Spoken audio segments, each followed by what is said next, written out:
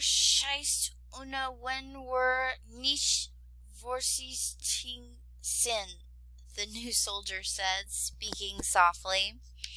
He was much younger than the others, with a thin blonde wisp of mustache. "We're gone here," said the other one. "Et ist blood und Gefährlich. We're finden eben nie." Jonathan closed his eyes and tried desperately to make sense of the words. "Nach ein paar Minuten," said the tall soldier. "Ich ach satt," said the older. Jonathan crouched low to the ground, certain the Hessians knew exactly where he was and that they were only deciding what to do with him. The young soldier spoke again, but Jonathan could understand him no better than before. He watched their faces intently. Suddenly, he was sure he understood. They were going to kill him. He jumped up. "Don't shoot!" he cried. "Mein Gott!" the tall soldier cried. "Wir unseren Augen." "Es nur young," said the young one. Jonathan held his hands high over his head. "Don't kill me!" he cried. "Please!" The soldier leveled their guns at him. The older one spoke, and they looked about as if in search of others. Apparently satisfied no one else was there, they scrutinized Jonathan. He couldn't bear their stares. Hanging his head, he began to cry, slowly sinking to his knees. As the sobs deepened, he felt numb and utterly helpless. "Come hither!" the older soldiers shouted at him. Trying to stifle his cries, Jonathan looked up. He knew he was being told to do something, and he wanted more than anything to do it, but he didn't understand what it was. "Idiot!" cried the soldier. "Die Wahrheit near! Come here, young!" Jonathan pushed himself to his feet, then took a tentative step towards the one who had been speaking to him. The soldier nodded. "Das ist besser," he said. Encouraged by the man's tone, Jonathan took another cautious step. Again the soldier nodded. With increasing relief that he was doing the right thing, Jonathan continued to move. But the soldier suddenly shouted at him and hastily lifted his gun. "Halt!" Jonathan stopped at once. From either side, the other two soldiers moved closer. The tall one stepped on the gun Jonathan had left.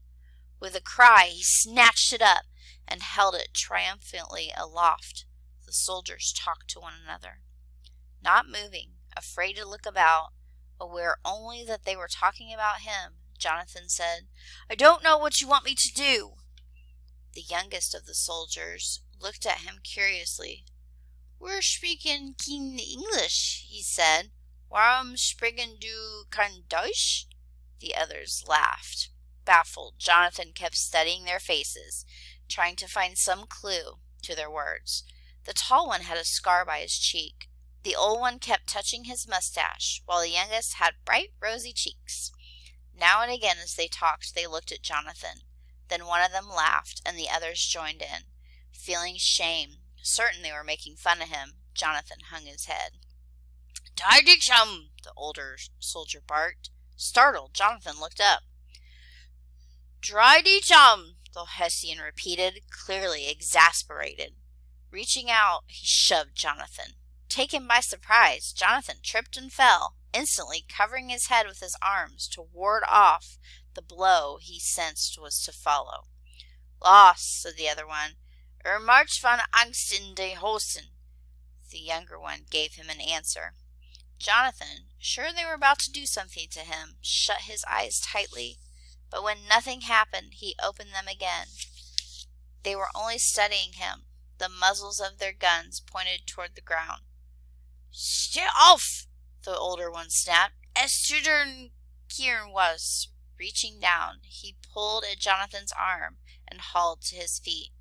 Then he shoved him, this time not so hard, in the direction he wanted the boy to move. Jonathan began to walk shakily. Behind, the three soldiers followed. 401.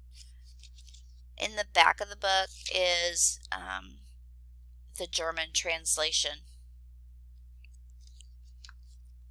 "Warte," said the other soldier, putting a hand to Jonathan's shoulders. The trees had begun to thin. The old soldier swung a pack from his back into the ground, opened it, and pulled out a rope. He slapped Jonathan's arms up and tied the rope around his waist, then handed the free end to the youngest Hessian. Leaving Jonathan with the young soldiers, the two others went forward. Jonathan looked down at the rope, then at the soldier who was holding it and watching him. The soldiers gave a shrug and looked about. "Es ist ein schönes Land," he said after a moment. Though Jonathan didn't know what he meant, it sounded kindly. Jonathan looked more closely at him.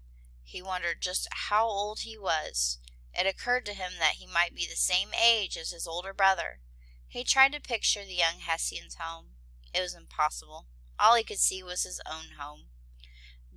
Noting Jonathan's gaze, the soldier smiled. It made his cheeks even brighter. "Soldat," he said, pointing first to himself, then to Jonathan. "Soldat," Jonathan repeated, nodding to show he understood. "Soldier," he said more slowly in reply, suddenly hearing it as an echo of what he had wanted to be. "Soldier," he said softly, realizing that indeed that was what he was now. "Soldat," he whispered, feeling his intense humiliation. The Hessian only grinned at the reception of words. Jonathan peered up into his face. The smile seemed to mock him. He suddenly felt hatred. He wanted to cry again. A call came from the two who had gone ahead. The soldier's smile vanished. "Lost yet?" he said sharply, and shook the rope. Jonathan felt a sharp pain in the area of his heart. Within moments they had stepped out onto the road. Jonathan realized that it was the same ground where the fighting had occurred. It was completely deserted now. The only evidence of what happened there was bits of cartridge paper caught in the grass by the edge of the road. Then Jonathan noticed a dark stain in the middle of the road. He wondered if it might be blood. Was it where his father's friend had fallen? The Frenchman? The Hessian? Where had all the bodies gone? Who had taken them? He felt abandoned, totally alone. With a shock, he realized that he had expected to see other Hessians, but they too were gone. Where? The three Hessians were standing together, deep in conversation, the younger one still holding the rope. Jonathan tried to rekindle his hatred, but all he could muster was the desire to stand close to them, to be taken care of. He didn't want to be left out, but they were paying no attention to him. Instead, they were looking up down the road, the tall one pointing in various directions. Thunder rumbled and rain began to fall on Jonathan's face. With a jerk, the older soldiers grabbed the rope away from the younger one and marched Jonathan along the road with them. They moved in the direction the Hessians had originally come from, toward Pennington. As they went, they tried to keep under branches, away from rain. A stroke of lightning flashed, followed by heavy thunder. Rain poured down in gray sheets. They moved closer to the trees, but still didn't escape getting drenched. The soldiers wrapped pieces of cloth around their flintlock, but didn't bother with Jonathan's gun. It was the youngest soldier who discovered the great pine tree, its lowest branches 4 feet off the ground.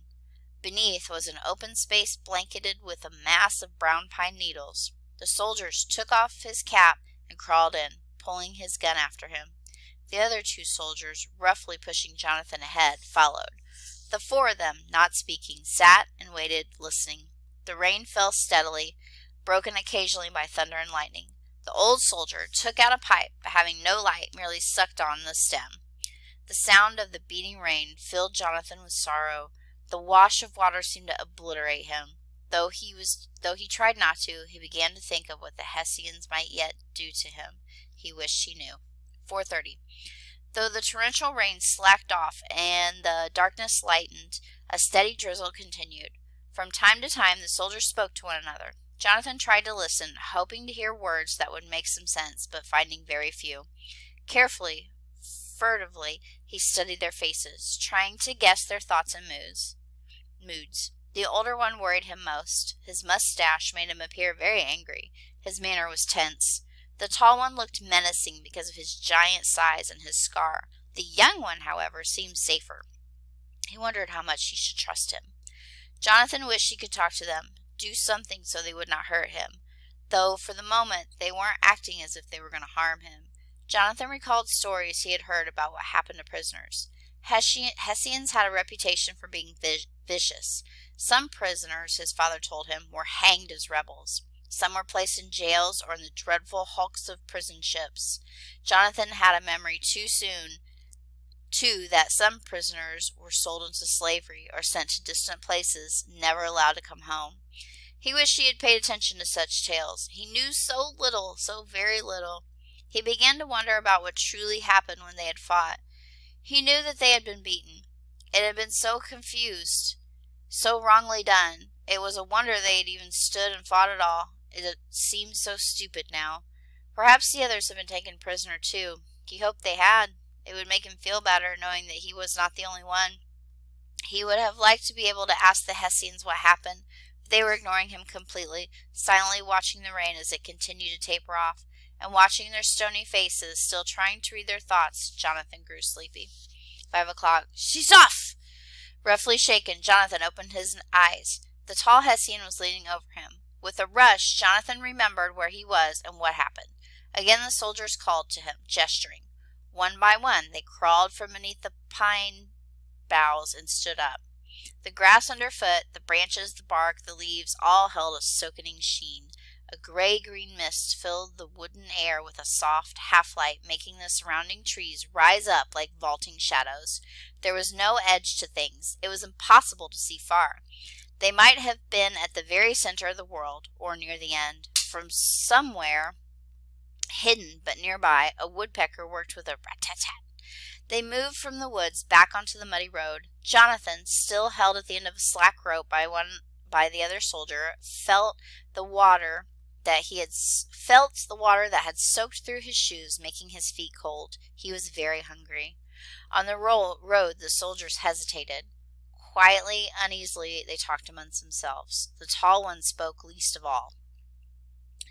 They began to walk down the middle of the road, keeping Jonathan in their midst. They talked very little now, but it was clear to Jonathan from their cautious looking around that they were wary and not at all sure where they were going or what they might meet. Now and again they paused to look and listen. There was little to hear, less to see. The world had grown very small. Every time they paused, Jonathan paused. When they moved, he moved. At one point, when the young soldier stopped to look at something by the road, Jonathan did the same. But the older soldier did not stop. The suddenly taut rope made Jonathan slip and fall in the mud. As he pulled himself up to wipe his face, the Hessians laughed. Jonathan started to laugh too. But then his terrible shame returned. In an instant, the weight of his failures dropped over him again like an eyeless hood. The Hessians, unaware, moved on. Jonathan began to feel he was walking into a nightmare, that he had entered a world other than the one he knew. Then, with a shock, he realized he had not been thinking of trying to escape. He looked up sharply. The old soldier, rope in hand, was paying scant attention. A sudden break, and he could free himself. That he had not been thinking of getting away embarrassed him a little. Escape. Wouldn't a true soldier be thinking of that?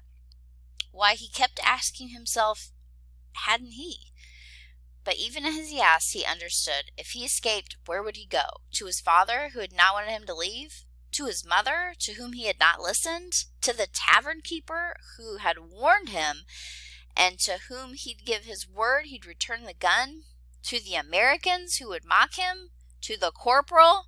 He had failed them all. As he pictured each face, it broke apart until there seemed nothing left of his past.